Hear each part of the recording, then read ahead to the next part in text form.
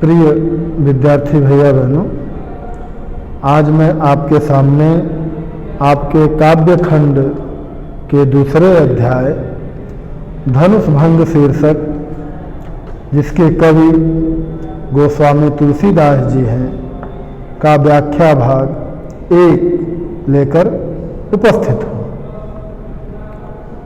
उदित उदयगिरि मंच पर रघुबर बाल पतंग, बिकसे संत सरोज सब, हर्षे लोचन भृंग। यह बात उस समय की है जब सीता जी का स्वयंवर हो रहा था और उस स्वयंवर में सभी राजा शिव के धनुष को तोड़ने का प्रयास करके थक गए थे। तब श्री राम अपने गुरु विश्वामित्र की आज्ञा प्राप्त करके धनुष भंग के लिए मंच की तरफ बढ़े। उस समय उनकी सुंदरता कैसी है, उसी का वर्णन यहां हुआ है। उदित उदयगिरि मंच पर, उदित का तात्पर्य उदय होना। उदयगिरि अर्थात वह स्थान जहां पर, या यूं कह लें कि जिस पर्वत पर सूर्य की किरणें सबसे पहले पड़ती हैं। रघुवर यानी रघुनाथ यानी श्री राम, बाल यानी बालक, पतंग मतलब यहां पे सूर्य है। तो जब मंच रूपी उदयाचल पर, मंच रूपी उदयाचल पर, या यूं कह लें कि उदयाचल रूपी मंच पर रघुवर बाल पतंग, श्री रघुनाथ रूपी बाल सूर्य का उदित यानी उदय हुआ, तो बिकसे संत सरोज सब, तो सभी संत, सरोज मतलब क्या होता है, कमल, तो सभी कमल रूपी संत जो वहां बैठे हुए थे वह क्या हो गए, विकसे अर्थात विकसित हो गए, खिल उठे।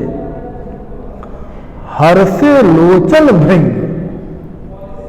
लोचन मतलब नेत्र और भृंग मतलब क्या होता है, भंवरा, और उनके भंवरे रूपी जो नेत्र थे वह क्या हो गए, हर्षित हो गए। कहने का तात्पर्य कि जब श्री रामचंद्र मंच से खड़े हुए, उस समय उनकी शोभा ऐसी थी कि मानो प्रातः काल का बालक सूर्य, प्रातः काल के समय जब सूर्य उदित होता है उस समय वह बालक स्वरूप ही होता है, बाल रूप ही होता है। तो मानो प्रातः काल का बालक सूर्य उदय के पश्चात उदयाचल पर्वत पे विराजमान हो गया है, और जिस प्रकार सूर्य के उदय होने पर तालाबों में कमल खिल उठते हैं, उसी प्रकार स्वयंवर सभा में इस जो संत थे वह सभी कमल रूपी संत क्या हो गए, खिल उठे, अर्थात प्रसन्न चित्त हो गए।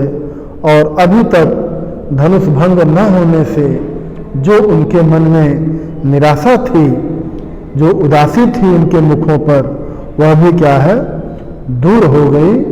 तो उनके मुख प्रसन्नता से खिल उठे, जैसे भंवरे क्या होता है, उस पर कमल के पुष्पों पर मंडराने लगते हैं, उसी प्रकार संतों के नेत्र रूपी भंवरे भी, वह भी क्या हो गया, चंचल हो गए, अर्थात उनको भी बहुत आनंद प्राप्त हुआ, जिसके कारण उनके नेत्रों में क्या आ गई, चमक आ गई। नृपन केरिया सान सिनासी बचन नखत अवलीन प्रकाशी। नृपन केरी आसान सिनासी। नृप, नृप मतलब क्या होता है? राजा, और निश मतलब रात्रि। तो श्री राम के धनुष तोड़ने के लिए उठा हुआ देखकर, श्री राम को धनुष तोड़ने के लिए उठा हुआ देखकर स्वयंवर सभा में जितने भी राजा थे उनका क्या हुआ भाई? आसान सिनासी।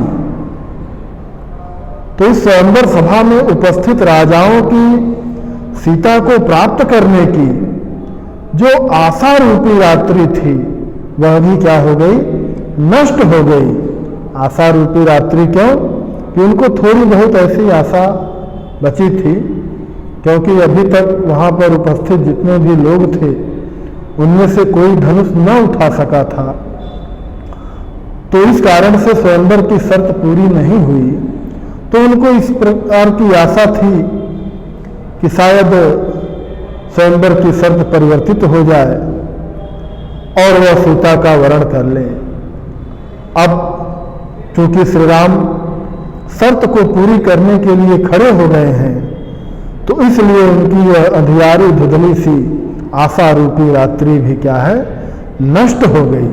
क्योंकि अब वह जान चुके हैं कि अब धनुष भंग हो ही जाएगा। बचन नखत अवलीन प्रकाशी। बचन यानी बात, नखत यानी नक्षत्र, अवली मतलब होता है पंक्ति या हम समूह भी कह सकते हैं। तो अभी तक जो राजा उस सभा में अपनी वीरता का बहुत बढ़ चढ़ के बखान कर रहे थे, उनके वचन नक्षत्र यानी उनके वचन रूपी नक्षत्र अर्थात वचन रूपी तारे, अंधकार में क्या होता है? तारे टिमटिमाते हुए थोड़ा थोड़ा प्रकाश करते रहते हैं, लेकिन जब सूर्य का उदय हो जाता है तो वह तारे क्या होते हैं भाई? समाप्त हो जाते हैं, गायब हो जाते हैं। तो अभी उस आशा रूपी अंधकार में वह बैठे हुए बेचारे राजा बढ़ चढ़कर खूब बड़ी बड़ी बातें कर रहे थे, लेकिन जब ही श्री राम धनुष को तोड़ने के लिए उठ खड़े होते हैं तो उन राजा के जो वचन रूपी तारों का समूह है वह भी क्या हो गया? अब चमकना बंद हो गया। अर्थात उनकी बड़ी बड़ी बातें जो अब तक हो रही थी वह समाप्त हो गई। यूं कहने की उनकी बोलती बंद हो गई। मानी महिप कुमुद सकुचाने कपटी भूप उलूक लुकाने। मानी महिप, मानी मतलब क्या? अभिमानी, घमंडी। महिप यानी राजा। कुमुद, कुमुद एक प्रकार का पुष्प होता है जो रात्रि को ही खिलता है और सूर्योदय होने के बाद क्या होता है? वह मुरझा जाता है। तो जब श्री राम बाल सूर्य उनकी उपमा दी ना यहां पे, तो जब प्रभु श्री राम धनुष को तोड़ने के लिए उठ खड़े हुए तो सूर्य रूपी राम को देखकर वहां पर जो अभिमानी राजा रूपी कुमुद थे वह क्या हो गए? सकुचाने अर्थात संकुचित हो गए,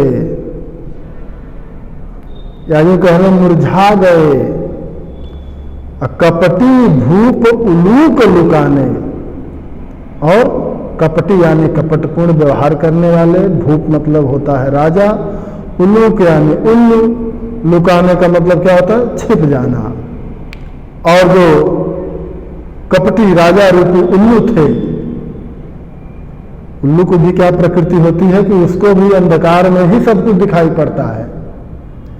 तो राम रूपी सूर्य का जब उदय हो गया तो कपटी राजा रूपी जो उल्लू थे वह भी क्या है? जैसे उल्लू दिन में जाकर के कहीं छिप जाता है, तो वह भी कपटी राजा रूपी उल्लू क्या है जाकर के कहीं छिप गए। भय विशोक कोक मुनि देवा, अबर सही सुमन जनावहि सेवा। भय विशोक कोक मुनि देवा, तो उल्लू तो भाई छुप गए। और भय विशोक, विशोक मतलब क्या होता है? शोक रहित। कौन हो गया? कोक मुनि देवा। कोक होता है पक्षी, उसका नाम है चकवा।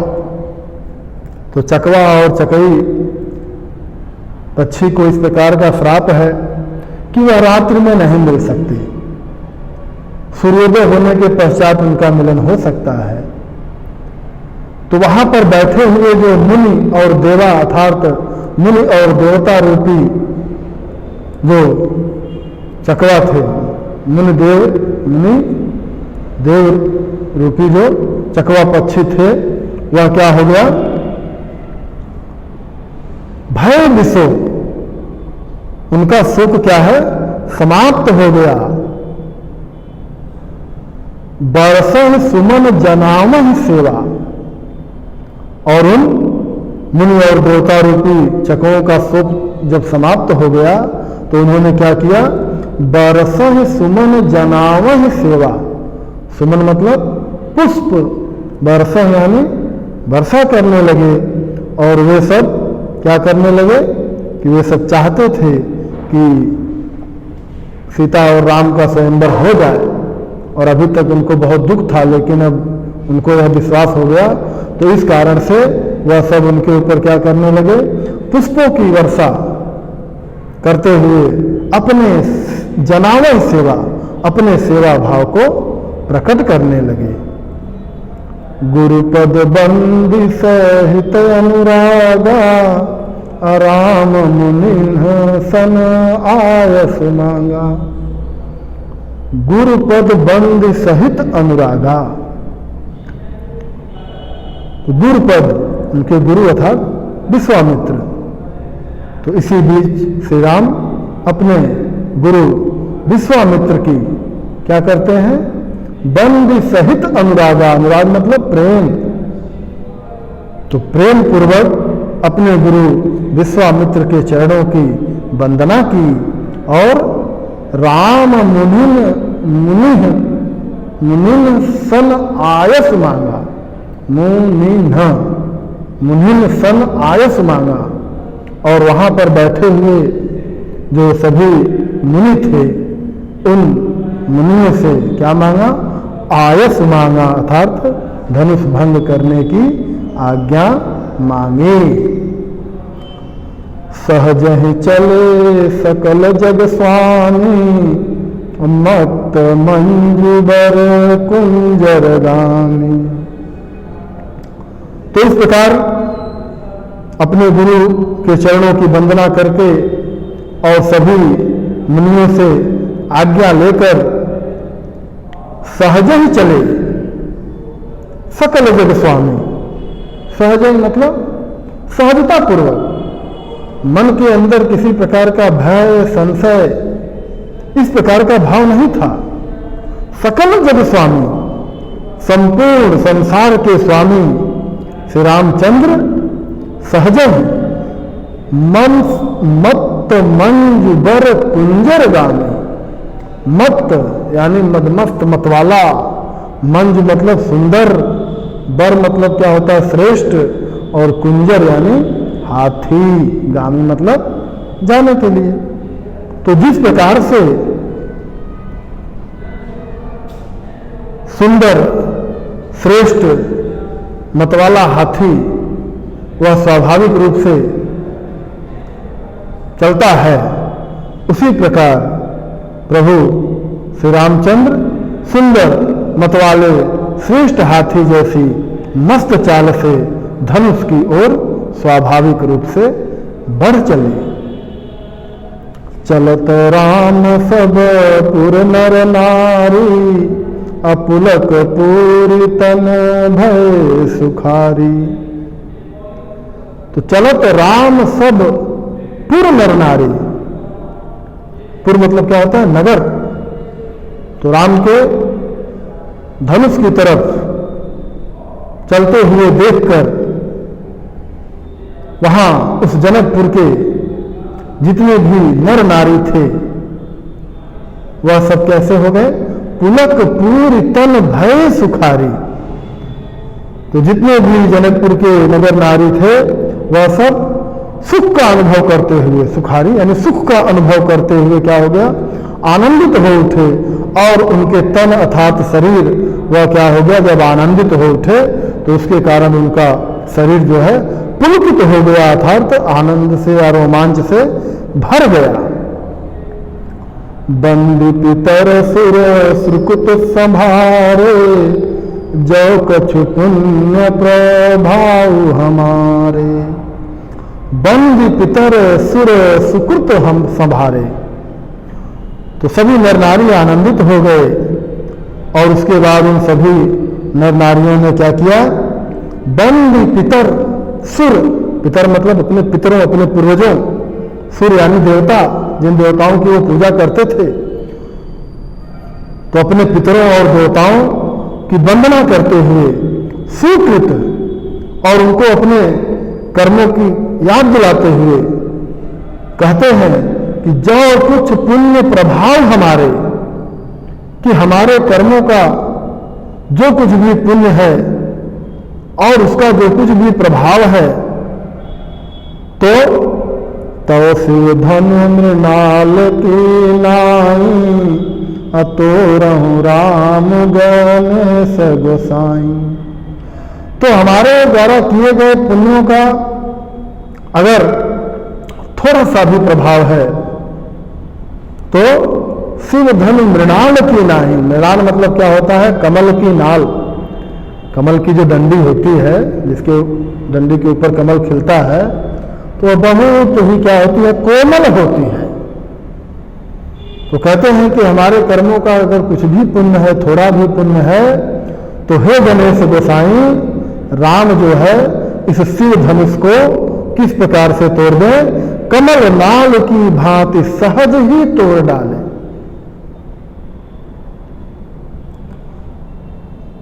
इसमें कुछ काव्यगत सौंदर्य आप देख लीजिए। भाषा है ब्रज, रस श्रृंगार है, गुण प्रसाद है, अलंकार में रूपक और उपमा दोनों अलंकार हैं, छंद, दोहा और चौपाई, यानी ऊपर दोहा लिखा हुआ है और नीचे की जो पंक्तियां हैं वे सभी क्या हैं? चौपाई छंद है। आज के लिए इतना है।